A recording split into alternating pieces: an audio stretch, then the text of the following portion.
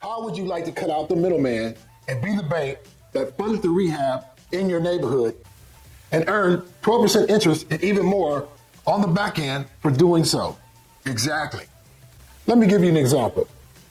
You charge Ricky Rehabber 12% for the use of your $100,000 for 4 months. Plus you negotiate to get $10K of the profits on the back end. Upon sale, Ricky Rehabber pays you off, so that's $14K profit on your $100K in a 4-month period. Let's say you were able to do those 2 more times in that year with the same $100,000. That's a $42,000 profit. That's 42% return on your money. You get the point. Why is private lending a great strategy? Because control is the key.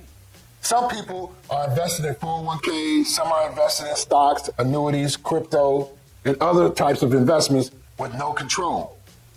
When was the last time you had to say so in the company you invested in? As a private lender, you get to control the rate of return and the terms on the money you invest.